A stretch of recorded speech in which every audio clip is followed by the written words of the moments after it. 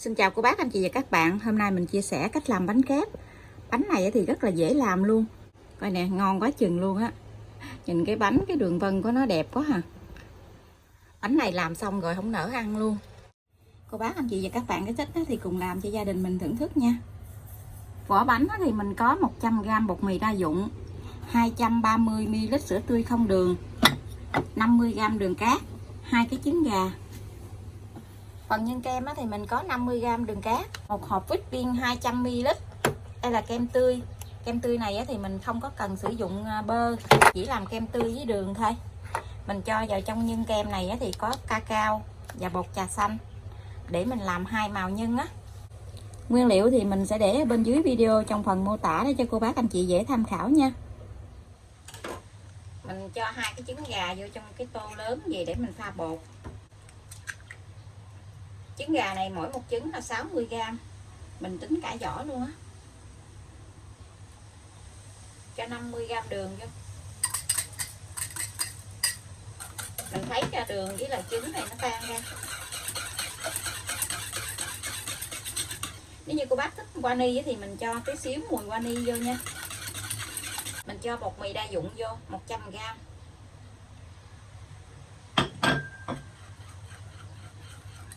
Mình cho sữa tươi không đường vô.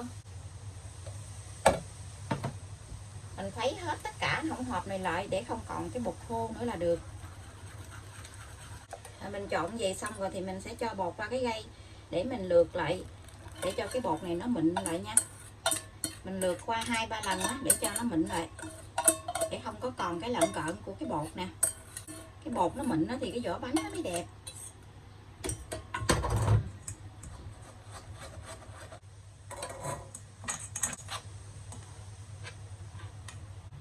Mình lượt lại thêm một lần nữa. Mình lượt 2-3 lần để cho cái bột này nó mịn đó.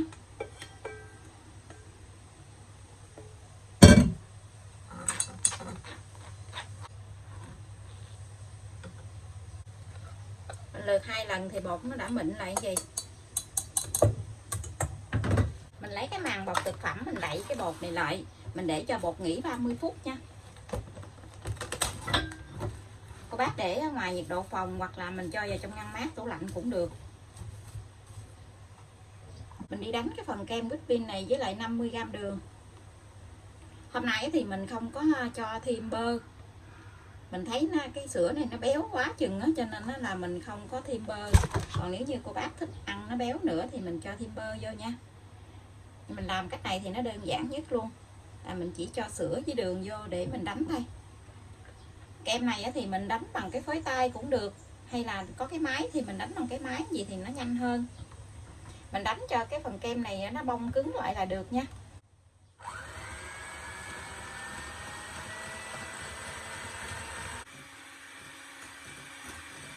Cô bác anh chị, mình đánh kem này nó vừa cứng tới vậy là được nha.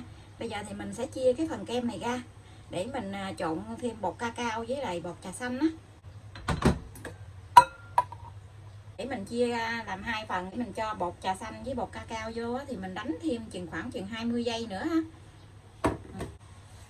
Mỗi một phần thì mình sẽ cho 5g bột cacao rồi 5g bột trà xanh. Nếu như cô bác thích ăn cái cacao nhiều á, thì mình cho nhiều tí xíu, từ 5g tới 7g.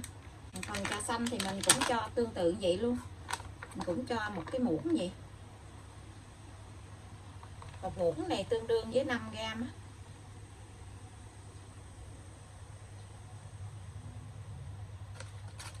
Mình cho vô xong rồi thì mình sẽ đánh thêm 20 giây nữa. Cho bột kem nó vừa cứng tới như vậy là được nha. Như vậy là mình ngưng được rồi, mình không đánh nữa. Nếu như mình đánh lâu quá nó bị tách nước ra. Phần bột trà xanh này thì cũng tương tự là mình đánh lên thêm 20 giây nữa.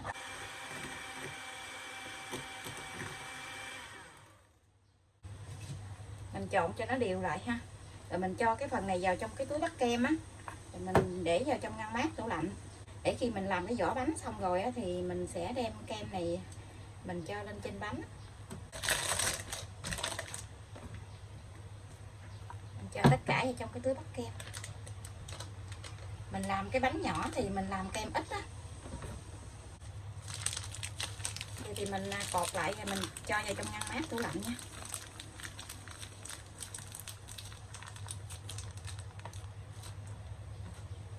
Bây giờ thì mình sẽ đi tráng bánh. Hôm nay thì mình sẽ đi tráng bánh bằng cái máy này, cái chảo điện á. Ở bên này thì dễ tìm mua lắm. Mình vô trong tiệm điện của Nhật là có bán cái loại máy này, cái bằng chảo điện á. Thì nếu như cô bác không có tìm mua được ở trong tiệm điện á, thì mình lên Amazon á, mình đặt hàng cũng có nha. Cái này á, mình đã ghim điện vô nè, để cho cái máy nó nóng lên.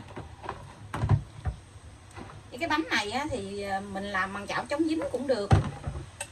Có cái chảo này á, thì mình làm nó tiện hơn. Đây nó có cái dĩa sẵn cho mình luôn. Mình cho bột vào trong cái dĩa này nè. Cái dĩa này là cùng một bộ của nó luôn á.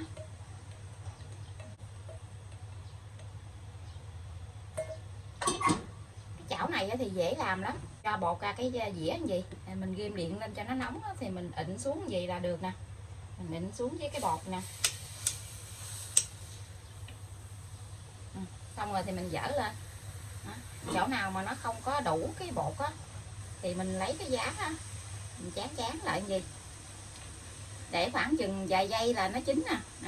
Cái này nó bốc lên hơi gì là nó chín rồi nè.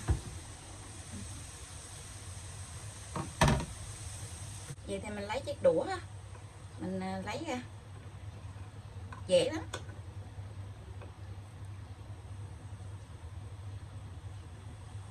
Cái đầu tiên á thì cái mặt bánh nó không có đẹp, tới cái thứ hai thì cái mặt bánh nó sẽ đẹp lên nè. Nếu như cô bác thích cái bánh mình nó dày á, thì mình ịn cho nó lâu một tí xíu. Thì cái mình để ra cái dĩa. Cái bột mà nó lóng lóng xuống á, thì cô bác lấy cái muỗng á, mình khuấy nó như vậy nè, cho nó đều lại. Mình ịn cái chảo xuống như vậy, mình để cho nó hơi lâu một tí xíu, để khoảng chừng vài giây à. Cái máy này là chuyên làm bánh kép á. Nếu cô bác muốn làm bánh tráng á, thì mình làm cái chảo này cũng được luôn á. Đợt trước mình làm bánh tráng mè đó, mình cũng làm cái chảo này nè.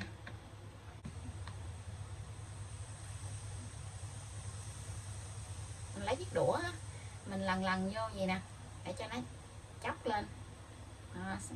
Nó lên khoảng chừng một khúc như vậy rồi thì mình sẽ đi dỡ lên gì. Rất là dễ luôn. Tiếp tục thì mình sẽ làm hết cái phần bánh này luôn nha.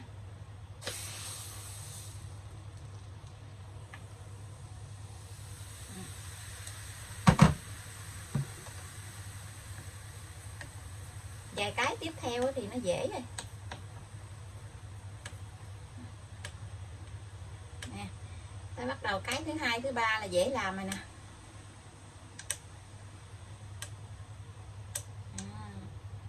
Thấy đẹp chưa, nó mỏng tanh luôn á. Cái chảo này á, cô bác mình làm bánh ướt hoặc là bánh cuốn cũng được nữa đó. Nhưng bánh ướt á, hay bánh cuốn á, thì cái bột này á, mình không có để dầu nha. Để dầu á, là cái bánh này nó không có dính vô trong cái chảo mà nó bị tuột xuống á. Nhanh lắm, để chừng vài giây à, chừng 2-3 giây là bắt đầu nó chín rồi.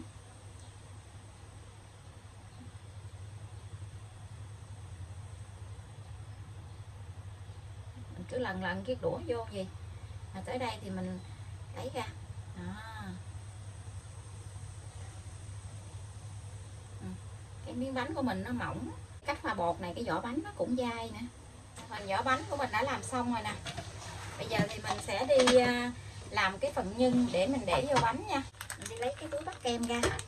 Mình cắt một cái góc nhỏ ở trên cái đầu túi bắt kem vậy nè. Mình cắt cho hai cái đầu túi này nó bằng nhau nha. Để ăn thôi tí nữa mình cắt ra cái một đường thì bự, đường nhỏ.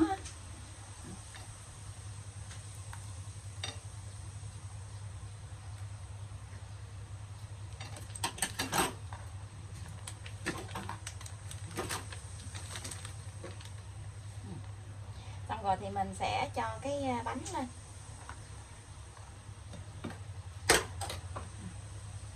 Bây giờ thì mình sẽ nặn kem lên, nặn theo đường đường gì nhé.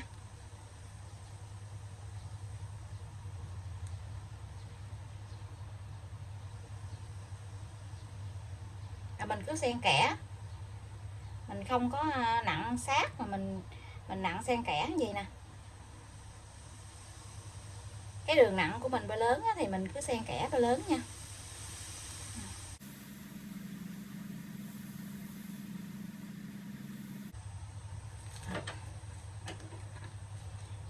Thì mình sẽ cho một lớp bánh khác lên, mình cho chồng lên gì mình dùng chiếc đũa ha, mình ấn xuống cái đường mà mình không có, mình chừa một cái đường kẽ chính giữa nè, mình ấn xuống.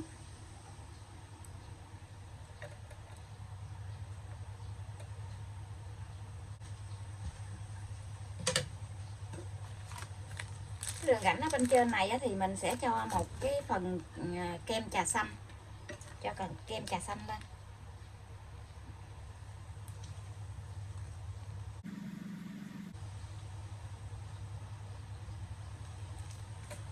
Thì mình cho thêm một cái lớp vỏ bánh lên nữa, mình tiếp tục cứ xen kẽ vậy đó. Cứ mỗi một lớp bánh thì mình lấy chiếc đũa mình ấn một đường gì nè, để tạo cái đường rãnh của cái bánh đó. Ấn sát xuống. Tiếp tục thì mình làm cho hết cái phần kem này luôn. Sau cùng thì mình sẽ cho một cái lớp bánh, vỏ bánh lên trên. Vậy thì mình đã có xong một cái bánh này. Mình đem cái bánh này mình để vào trong ngăn mát tủ lạnh nha. Mình để vào trong ngăn mát tủ lạnh tí xíu thì mình hãy cắt ra. Bánh mình đã để trong ngăn mát tủ lạnh nãy giờ rồi, bây giờ thì mình cắt ra nha.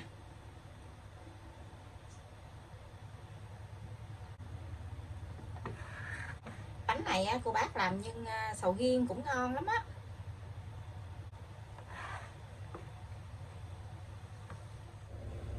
Wow, nhìn ngon quá chừng luôn, mà rất là đẹp luôn nè. Đây là phần bánh kép của mình đã cắt ra xong. Đây nè, cái đường vân của nó nè. Cái đường vân của nó nè, đẹp quá chừng luôn á. Nhìn rất là thích luôn. Vỏ bánh nó rất là mềm luôn. Cô bác anh chị và các bạn thấy thích thì hôm nào mình làm cho các bé ở nhà ăn nha. Bánh này ngon lắm. Bây giờ thì mình xin chào tạm biệt. Hẹn cô bác anh chị và các bạn lại video tiếp theo. Cảm ơn cô bác anh chị và các bạn đã xem video của mình. Xin chào và hẹn gặp lại.